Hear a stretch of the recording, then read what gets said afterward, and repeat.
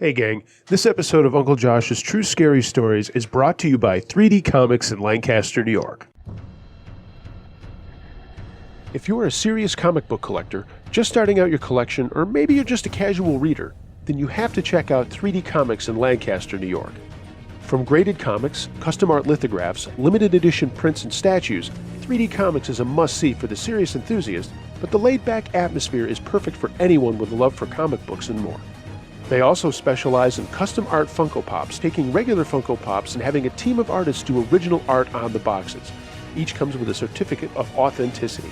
Located at 32 Central Ave in the heart of the village of historic Lancaster, New York, 3D Comics is open Wednesday through Saturday, 10 to 6, with special appointments available on Sundays. Find them online at 3dcomicsandmore.com. That's the number 3, the letter D, comicsandmore.com. And if you prefer to shop online, owner Joel Sharmani has tons of items available on eBay. Find a quick link to that on the shop's homepage. They also feature in-store appearances from today's hottest artists, special offers, and every Wednesday is New Comic Book Day. Give them a call at 716-860-7837, visit them online right now at 3dcomicsandmore.com, or better yet, just stop on in. But no matter where you are around the round world, 3D Comics is your destination for the best in comic books, custom art, and beyond. 3D Comics and More. That's the number 3, the letter D, comicsandmore.com. Tell them Uncle Josh sent you.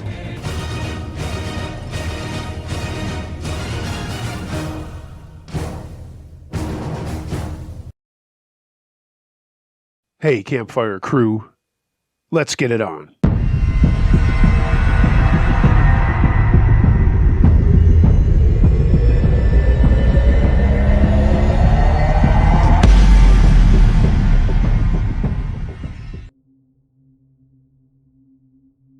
The Horrors of Retail, submitted by Nina H. A few years back, I was a shift manager for my local big box pharmacy convenience store. It was right across my backyard, and I could sprint there in under a minute if I really wanted to, so it worked for me. I was in my late 30s, though I looked about 19. Paul Rudd's got nothing on me. I worked out a lot, and while I was fit, I am a smaller girl. Even though I was married, I did constantly get hit on and asked out. It was flattering, but always made me feel awkward. I promise I'm not being narcissistic, just building the scene. This particular store I worked at was in a weird part of town. On the right side of town to attract the Karens, but close enough to the not-so-good side of town to attract the drug addicts, drunks, psychopaths, though I guess some of that is just in part of working for a pharmacy. Anyway, I've had someone high on meth crash their car into the side of our store, causing the back of the store to bend inward because we didn't carry pineapple juice. And I once had a man pick me up, throw me over his shoulder, and start walking out the door saying, "You'd make a good wife." Yeah, that's a story for another time. This one started on a Sunday morning. I remember because I was busy building end caps and making sale signs. I was with my favorite coworker, so the day was flying by, and I was really bubbly. A man and his son came into the store, and they made a beeline for me. The man was probably not quite 6 feet tall and skinny. He had dreadlocks, a long skinny silver earring dangling from his ear, and this tan trench coat that I found odd because it was summer. I greeted them and asked if they needed any help, and the guy spoke with a thick Jamaican accent and said his GPS stopped working, like those old ones before they were standard in our phones. He wanted to see if we had any. I let out a small laugh, thinking he was messing with me. No, that would be at Best Buy or something, but we do have a small section of electronics on this wall, and I indicated to the wall behind me. "Oh, thanks," he said, taking a look, but also keeping his eyes on me. Something about his eyes just chilled me. He started speaking another language to his son, and I just kept going about my tasks for the day. Then he called for me to help him again, asking questions about chargers and SD cards. I answered them as best I could, and then he started telling me how beautiful I was. I thanked him awkwardly. "You must work out, yeah?" he asked. Yoga, mostly," I replied, getting more and more uncomfortable. He made some more comments about my body, telling me he loved my tattoos and was just being a creep. I tried to stay polite, and eventually just walked away to do more busy work. I avoided him, but he was still staring at me. He had his phone out, and I kept hearing the shuddering of a camera. I went to the office telling my other coworker that I thought this guy was taking my picture and just making me uncomfortable. So he came out and watched over me, and the creepy man and his son left shortly after my coworker came out. By the time the end of my shift came, I forgot all about the creep. A few weeks later, I was up front ringing out customers with a different coworker. We were crazy busy, but I was the manager on duty. After we got the line down, my coworker handed me an envelope. "What's this?" I asked. "I don't know. A man in dreadlocks told me to give it to you." I took the envelope and went into the back office, and there were dozens and dozens of pictures of me. My heart sank. I had no idea these were taken. Most of them were me in the store working, and some of me walking home, and some with me and my daughter. I felt sick. There was a note with it. It said something along the lines of, "You're so beautiful. I'm in love with you. I'd be a better husband than what you have now. Please, give me a chance." There was more to it, but it's in police evidence now. The guy stupidly left his name and address. I called our store manager and the police, and they took our camera footage, my statement, and the pictures in the letter. They told him he needed to stay away from me or the next time he'll get arrested. He was banned from the store. I was relieved, but still a bit bothered by it. A few weeks to a month went by, and it was another busy Sunday night. It was just myself as the manager on duty and another coworker as my cashier. We were ringing together when I noticed a man staring at me. This man was tall with a medium build. He had dreadlocks and the same silver earring and long tan trench coat as the other man did. This guy was really scary, and his eyes were just cold and dead and angry. They were staring through my soul. He didn't have anything to purchase. He just stood there and stared. I tried to smile politely at him, and then another wave of customers came in. I got lost in helping anyone, but didn't see that man anymore. When it calmed down, I looked but didn't see him, so I decided to go start facing the back of the store and told my coworker to call me if she needed me. As I was back there, I heard that Jamaican accent an aisle over. I looked up at the mirror to see the scary man on his phone. "Yeah, she's here. No, just one other girl with her. I can grab her when she leaves, no problem." I was horrified. He didn't see me, so I slowly made my way to the front. I briefly told my coworker what was going on, and then called the police and my store manager. The cops took him away. A few days later, a detective came to speak to me. The two men were brothers. They were abducting women and using them for human trafficking. He told me I was very lucky, and I later found out that they found a woman beaten to death in their apartment. They have both since gone to prison. This still gives me nightmares. That woman easily could have been me.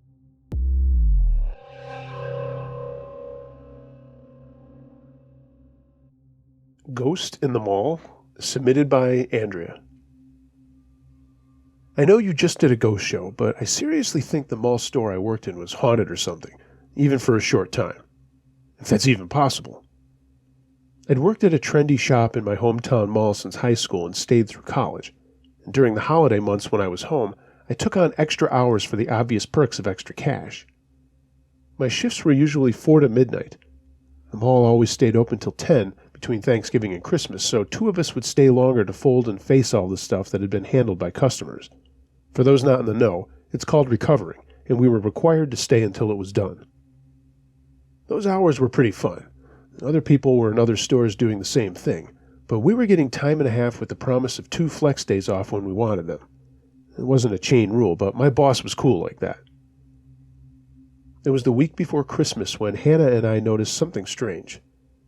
Hannah was a shift supervisor and my good friend, by the way. But this one mannequin in the middle of the floor would not keep its clothes on. Sometimes we'd take the items off for a sale or something like that, but every time we put a sweater or a skirt on it, we would turn around later to see whatever items we had put there were now on the floor.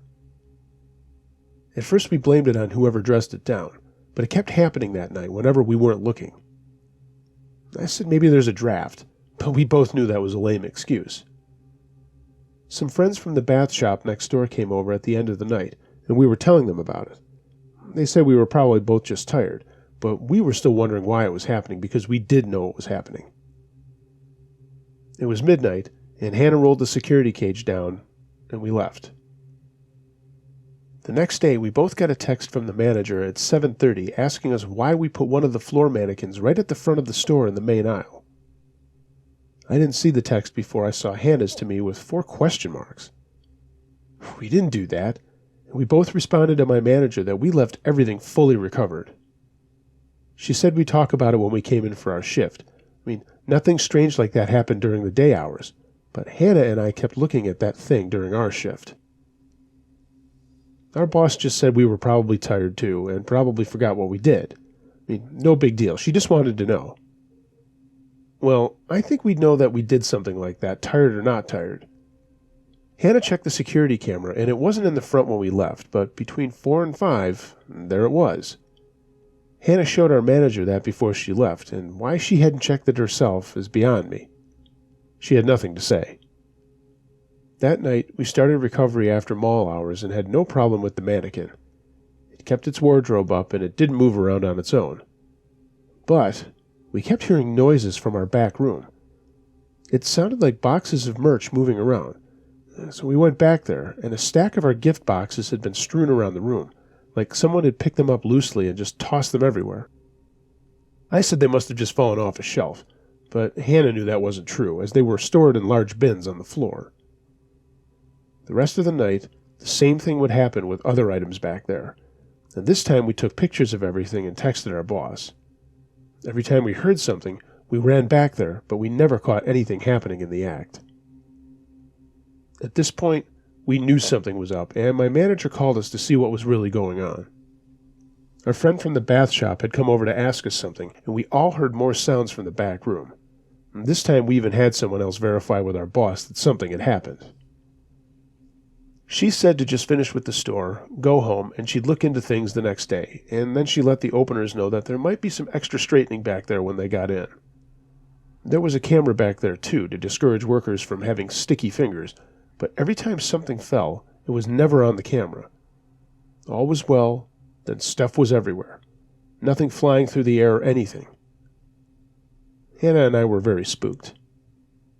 Our manager arranged to close with us 2 nights later, and we weren't on the night after. But those 2 girls said the same things happened when we were off, so it wasn't us just fooling around and causing trouble.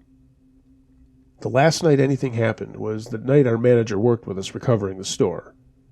It was just the 3 of us trying to joke around even though we were spooked, and nothing seemed to go wrong or odd, and we got finished a lot faster with the extra set of hands. We went to check that the storeroom was ready for the morning and all was well. We were getting close to Christmas. When we followed our boss back out to the store, she stopped right in the doorway.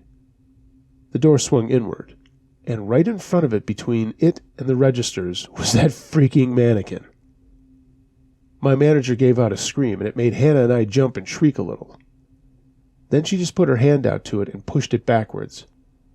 We all worked to get it around the counter and back to its spot on the floor without saying a word. My boss said to not tell anyone what happened. She didn't want people going spazzy and quitting so close to Christmas and the week after. She just closed up the store, and we all went home. Nothing ever happened again. But sometimes Hannah and I will talk about it when we bump into each other or when we call each other to catch up. Can't explain how or why it happened, and while it was spooky, it was also kind of neat. But I'm certainly not asking for anything like that to happen to me again. You could take that to the bank.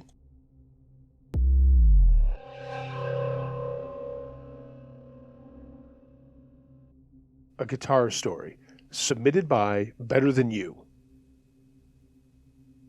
Okay, I don't know if this is scary or just fucked up, but here goes.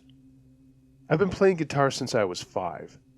Everyone in my family plays to some degree. My brothers, my dad, my uncles, my grandmother, and even my great-grandfather played all his life before he passed to the great beyond. Some of us shred, some of us are just pickers, but it's a major thing in our lives, and it's at the bottom of the story for sure. After college, I was working as an engineer at a local recording studio. Total fucking lackey. Running cables, running for coffee, running for whatever I was told to run for. I was treated well, but it was what it was. I was also playing gigs with my band and also doing solo acoustic stuff for extra cash, but I was also working at a local chain guitar shop. Funny thing is, I only bought stuff from them after I had my hands on it. And the rule of the land was to not purchase anything that was brought in by a customer. You had to actually go through the store to do that.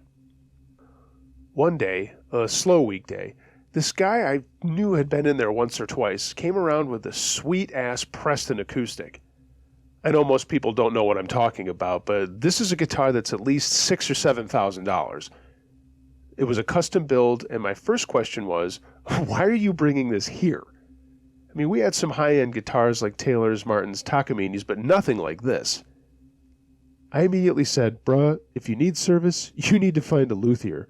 I got some names for you. This ain't the place you want. He looked me dead in the eye and just said, no, I want to sell it, and I don't have time to mess around. I'm leaving the area tonight, and I have more than enough guitars. Okay, I said. What are you asking for it? He leaned over and said, I need $3,000. What?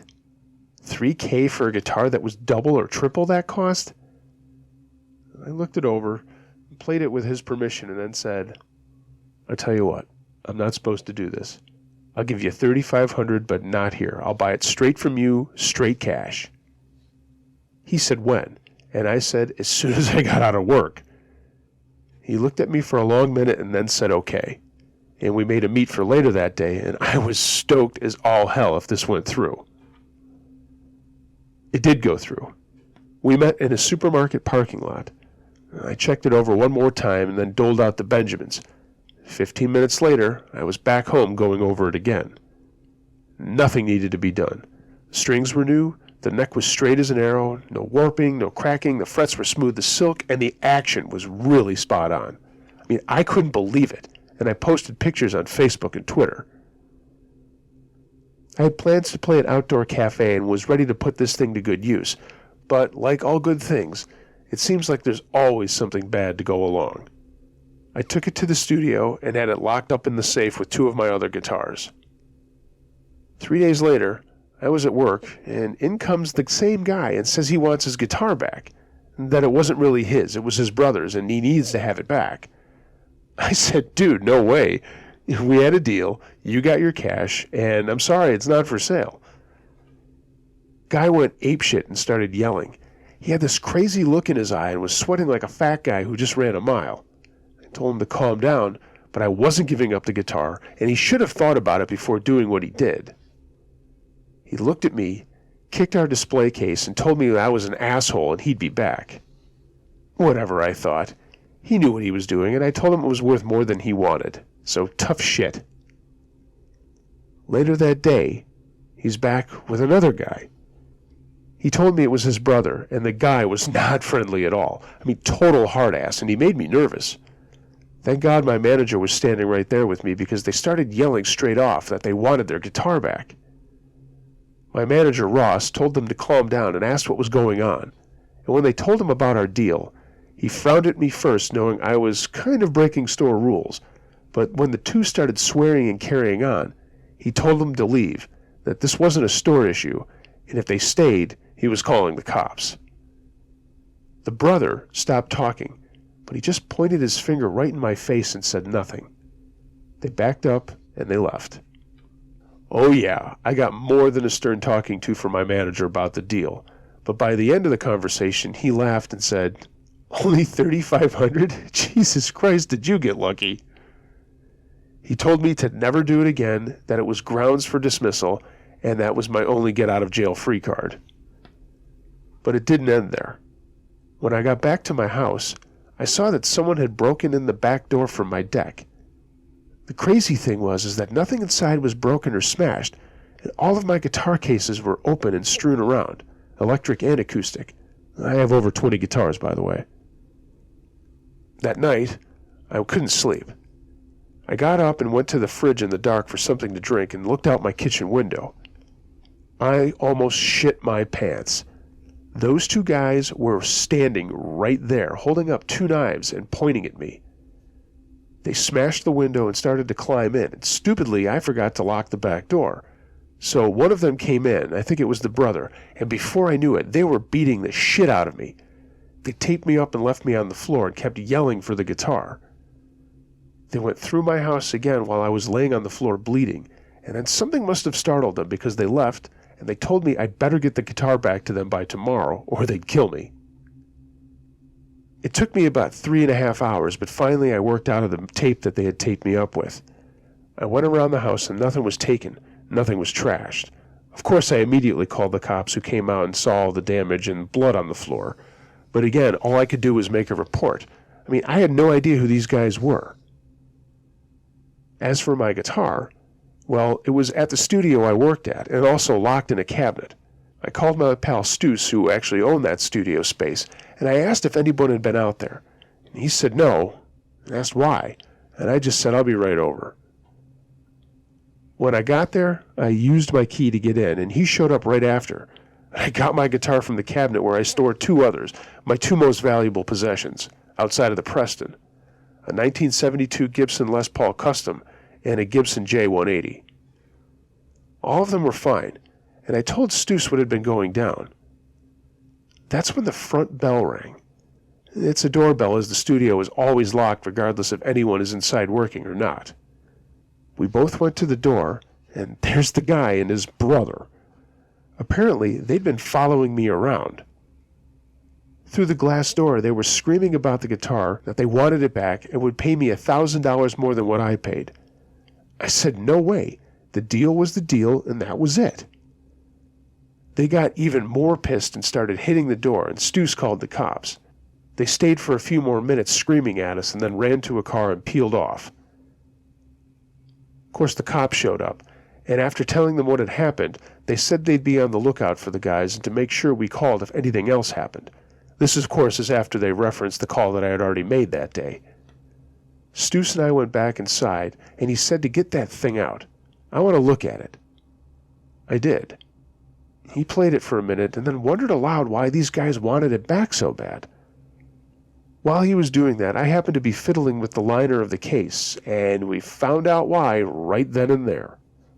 It peeled back a bit on the body section, and wowee, behind it was a series of baggies with what we were soon to find out was heroin. We called the cops again, and right away the same guys came out. We showed them what we found. I'm not bullshitting. I ran the thought through my head that they could arrest us for having this, but thank God I'd called them twice before that day. I gave them the name of the guy who sold it to me, and they were able to trace him through other records of stuff that he had bought at my store. And there wasn't much they could do, seeing as how the guitar was no longer in his possession, but it sure explained why they wanted it back. I wanted to press charges, but when the cops went to arrest the guy, his place was empty, and that was the last I ever saw of him and his brother. I think they must have seen the cops come back the second time that I'd called, and figured that we'd found their stash. All told, the cops said it was about $35,000 in heroin. Well, that was a while ago, and now I'm living in the Florida Keys working at a small music shop as a hobby. I'm a manager at a bar. I get to play out all the time and at my own place, and even get down to the Virgin Islands to play gigs. I still have that Preston, too. You want scary? Get beat up, tied up on your kitchen floor, and lick at your own blood while drug dealers are going through all your shit. Just goes to show you that sometimes the deal of a lifetime can also bring you trouble. I'm just happy those assholes blew town and never bothered me again.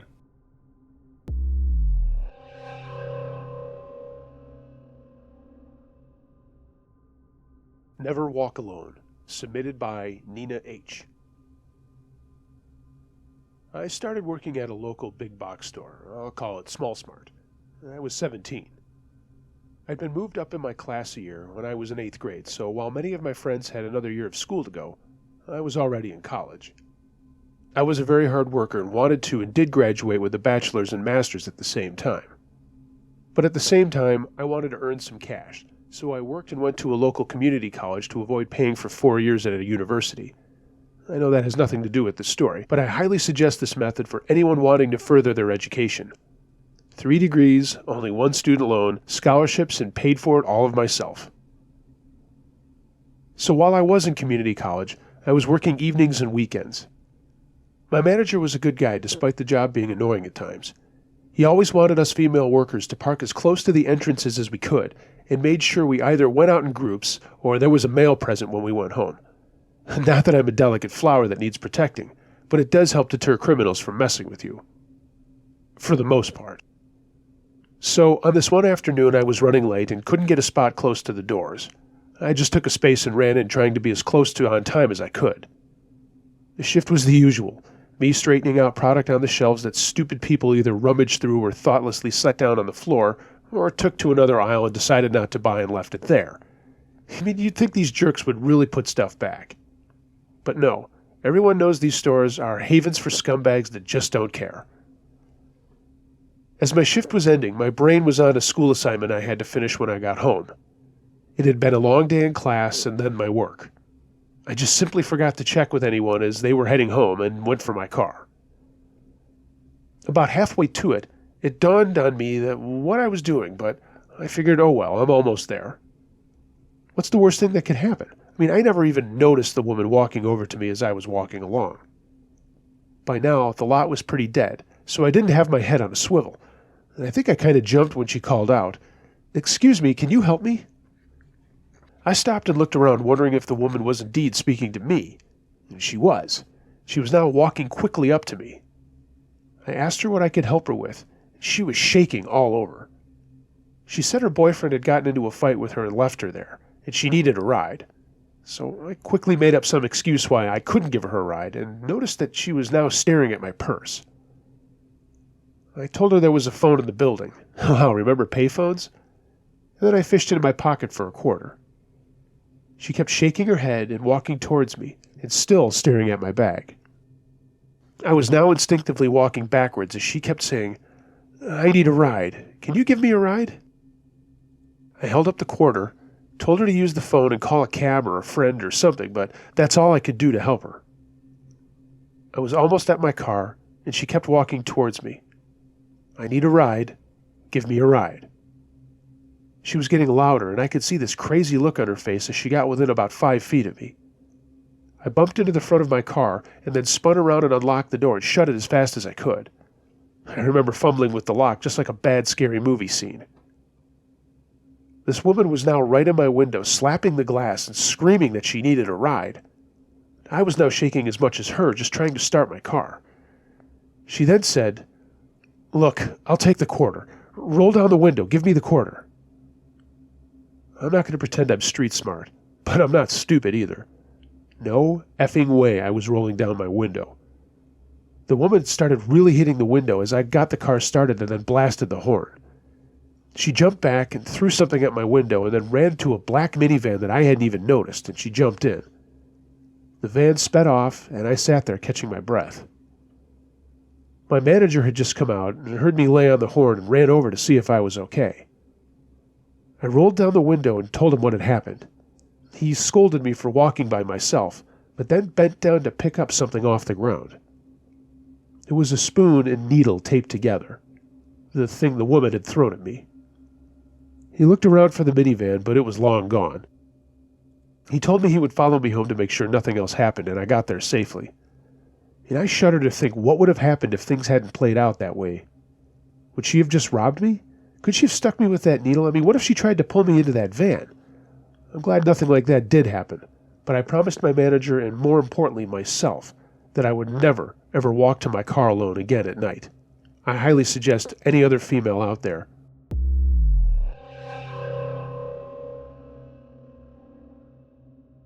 Hardware Nutjob, submitted by Bill P.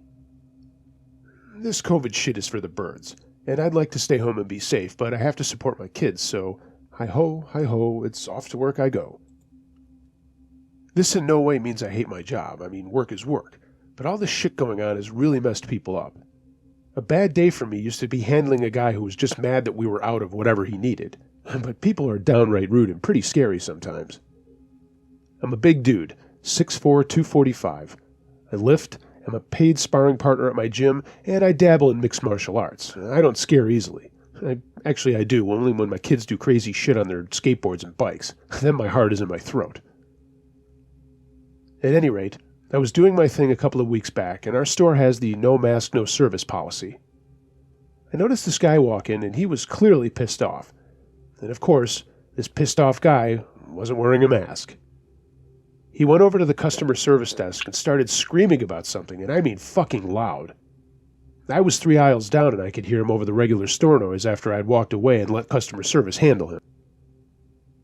When I looked back, I couldn't hear Andy, the customer service guy, but I could see he was adjusting his mask, and I knew he was telling the guy that he needed a mask too. Nope. The guy just kept pointing at him and screaming his head off. A couple of us walked over to see what the problem was, and this jerk turned around, and his screaming spittle flew out of his mouth onto my coworker Waddy's apron. I mean, fucking gross. Waddy jumped back, but it didn't matter. The spit was already on him, so he started ripping at his apron. I mean, who wouldn't, right? The guy was still yelling, and I told him to calm down and we'd help him, but he needed to put a mask on. He just looked at me and yelled, "Go fuck yourself," and it was kind of comical as he was at least a foot shorter than me, so when he turned to scream at me, his eyes were at the top of my chest and he had to look up. Andy threw me a spare mask, and I tried to hand it to the guy, but he slapped it out of my hands. Bad move. I got hot, but I knew I couldn't hit the guy, and before we could even tell him to calm down, he pulled out a box cutter and ran away from us down an aisle, still screaming and carrying on. We chased him right away, but he was pretty quick. I yelled to Waddy to run around another aisle to see if we could cut this nut off at the pass, and he ditched his apron by that point. I ran down another aisle and looked. No freak to be seen. I saw Waddy at the other end, and he held up his hand as 2 of our other coworkers came running. Then I saw Freak Boy. He had climbed up a ladder and was now screaming at us again. Somehow he had cut his arm, and there was blood on the stairs and some on the floor, which is messed up in good times, but now with COVID-19 it's even worse. I was telling him to calm down, and we'd help him out and that he needed to get down. He finally shut up and started making his way down, but kept slashing the air with the box cutter. The cut on his arm didn't look too bad, but I didn't want any of what was on him on me. We all kind of backed up as he slowly made his way back to the entrance of the store. Andy by now had called the cops, and we all silently figured that we'd just let him find his way out and hopefully run into the cops, which is exactly what happened. They arrested him, and an ambulance came to cart his ass away. It turned out that he was high on something and had basically blown a gasket in his brain. Couldn't cope with what was going on. Man, I can't wait for this shit to be over with. I mean, like I said, I like my job, but work is work, and everybody knows work blows. Nobody needs that kind of scare and added stress. Everyone, be safe out there.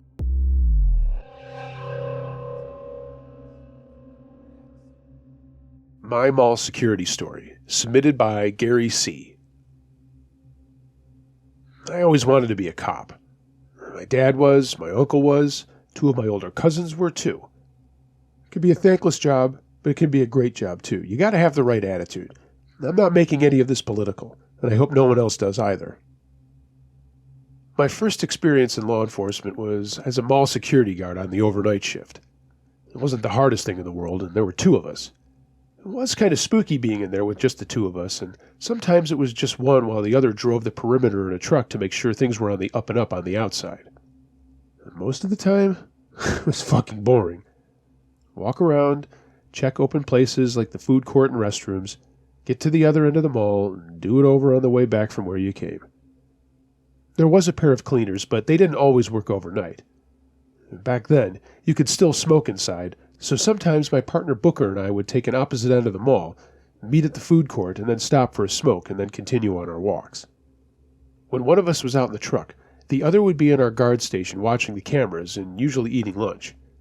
It was a decent system, and sometimes we'd both eat together and then switch off. I mean, to be honest, nothing ever really happened. Maybe once in a while a guy got high and fell asleep in a bathroom when the mall closed, or maybe someone was trying to hide with the thoughts of breaking into a store. Yeah, buddy, all those windows on the stores have alarms too. One time, though, 2 kids hid out with their skateboards, and they were going to ride around and then run out. We caught them before they could, so Booker and I told them they could make one run, down and back, and then took them to an exit. They thanked us for being cool and letting them do it, but we sternly told them to not do it again and let them out. Well, this one night in the dead of winter, Booker and I were doing our thing and decided to take our break at the same time. It was snowing pretty heavy, and we didn't really feel like driving around out in that. We were eating lunch, looking at the security cameras on the shitty little black and white monitor in the guardhouse, when a door alarm went off. I switched to that camera, but there was nothing there, and strangely, the alarm stopped itself. Usually, you had to override the system or do it manually at the door itself. Booker just said something like, glitch, and we went back to eating and talking. 5 minutes later, the alarm went off again. Same door. This time it didn't go off, and on the camera there was something that looked kind of hazy in front of the door. Booker looked at me and said, "What is that? Is that someone out there?" I said, "It's probably just the snow." But we had to go check it out and stop the alarm anyway. So we talked about how no one would be out there this late on a shitty night like that. I said, well, maybe somebody just bumped into the door, or something like that. This entrance was the oddest one, as it was down a long corridor that didn't have any shops. I don't know who designed that mall, but it made no sense. We finally got down there and saw that no one was outside. The door wasn't damaged, and I opened it and shut it just to make sure it had closed properly, and wouldn't set the alarm off on its own. Maybe it hadn't been closed all the way earlier, hence the stupid thing going off. I looked around outside, but the wind had really picked up, and there was no one up and down the outside of the building, but the snow was piling up. We turned back, stopped to light a smoke, and we were just about to the main concourse when from behind us we heard a loud bang. We turned around to see what it was. The lights in the entire mall were set on low power, so it was dark down that hallway. But at the end we could see the whiteness of the snow at the door. And then something faint and hazy. We got down there, but whatever it was gone. Booker said, "You did see that too, right?" And I nodded. The door was fine, and nothing was out there. We waited a minute and then got back to the guardhouse before doing our walk-around. Nothing else happened until about 3. The same alarm went off, and this time Booker was closer to it, so we quickly got over to it, and then I heard him yell out, "What the fuck is that?" I was a ways away, but I still heard him yell. It was that loud. I started running towards him and got to the hallway. I saw him standing at the door, but slowly backing away. And I got there and looked over his shoulder, and there was this thing standing at the door. The best way I can describe it was about as tall as me, 6'2". It had shaggy white hair all over, and these long arms with long claws. But its face was the worst. It had these bulging yellow eyes, 2 slits for a nose and a mouth with what looked like regular human teeth. But I don't think this thing was human at all. It raised a hand to the door and dragged its nails down the glass, making this awful scratching noise, like nails on a chalkboard. It stood there looking at us. It didn't try to get in or anything, just stared at us. The alarm was still going off, and I broke from my daze to turn the damn thing off, and maybe that was what was attracting this crazy fucking thing. How I was even having rational thoughts at that point, I don't know. Got the alarm off, and Booker, who hadn't said shit, was just staring down. I remember telling him we needed to get the hell out of there, but he just pointed down, and I looked. This, whatever it was standing on top of the snow. Maybe 3 inches of snow were down there, and there were no footprints behind it, no trail from where it had come from. Nothing, just a smooth blanket of snow. This thing scratched the glass again, and this time whatever spell it had on us was broken. We screamed like 3rd-grade girls and ran back down the hall, back to the guardhouse. We sat down, not saying a word. We just had a smoke, looking at the monitor where the door that just had a hazy shape there still. That strange, misty, hazy thing was still in the doorway, but it certainly didn't look like anything that we had seen down there. Then it kind of faded away. It didn't come back, and the alarm never went off again. For the rest of the night, we did our walks together, talking about what the fuck had just happened. Before we left for the night, we looked at all of the footage again, but nothing showed up other than that hazy thing was there, and it was faint. Me and Booker said we weren't saying shit to anyone about this, and I never heard about anybody in my area ever saying they saw something anything like that. That was 45 years ago, and an entire career as an officer came and went, and I never had anything like that ever again happen. I don't know what happened to Booker. He moved away when I got into the academy, and I never heard or saw from him again. I wonder if he's ever told anyone about that night. I told my family, and my 17-year-old grandson is writing this down as I tell him because computers aren't my thing. He's a fan of your show and told me about it and said you should hear my story. I hope you can make my grandson happy by doing whatever it is you do, and I hope I never see that thing again.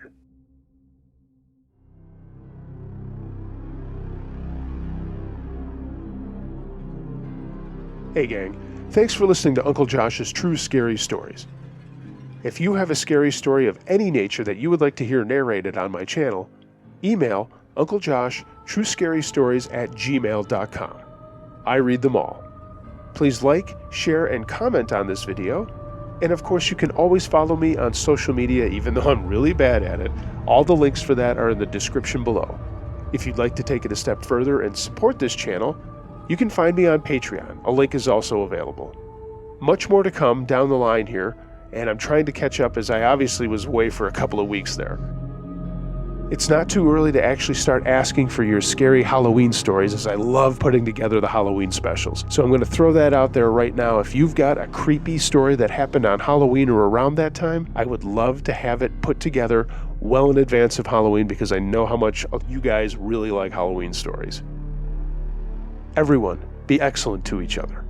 Wash your hands, wear a mask, stay safe. And until next time, remember, be wary of things that go bump in the night. It could be anything. A ghost, a monster, or the guy next door.